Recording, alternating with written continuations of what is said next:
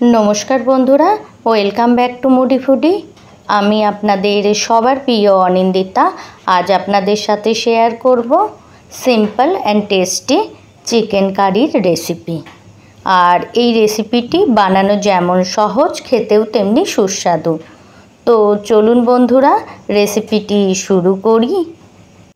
तो सबार प्रथम चिकेन कारिटी बानाबार जोन्नो आमी एकटा कड़ाइए 1 टेबिल स्पूनेर एकटू बेशी आमी मास्टार्ड अয়েল गरम करार जोन्नो रेखे दिएछि। एखन आमी गरम तेले गोटा गरम मशला फोड़न दिए दिलाम। संगे संगेई आमी एर मध्य ऐड करब पेঁয়াজ। 4टे मीडियम साइजेर पेঁয়াজকে आमी भालो करे वाश करे एई रकम लम्बा लम्बा शेप करे काट करे निएछि, सेटा आमी ऐड करे दिलाम। ऐड करे देवार साथे साथे आमी पेঁয়াজটিকে एकटू भाजा भाजा करे नेब। और संगे संगेई आमी एर मध्य ऐड करब 1 टेबिल स्पूनेर मतो आदा रसुन और काँचा लंका बाटा। और ऐड करब एकटा टमेटो। एटिके आमी भालो करे वाश करे एई रकम छोटो छोटो पिस करे काट करे निएछि, सेटा आमी ऐड करे दिलाम। ऐड करे देवार साथे साथे आमी एर मध्य ऐड करब 1 टीस्पून धने गुड़ो 1 टीस्पून जिरे गुड़ो और ऐड करब 1 टीस्पूनेर एकटू बेशी हलुद गुड़ो।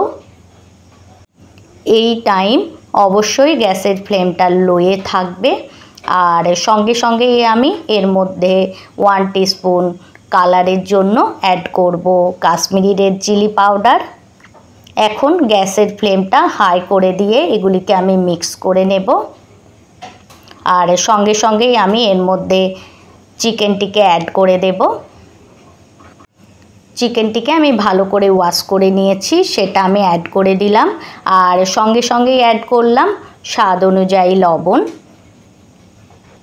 এখন সমস্ত মশলার সাথে আমি এই চিকেনটিকে খুব ভালোভাবে মিক্স করে নিয়ে এই চিকেনটিকে খুব ভালোভাবে কষাতে থাকব। চিকেনটি যত ভালোভাবে কষানো হবে এর কালার আর ফ্লেভার ততটাই ভালো আসবে। এখন গ্যাসের ফ্লেমটা লো করে দিয়ে এটিকে ঢাকা দিয়ে আমি 2 মিনিটের জন্য রেখে দেব।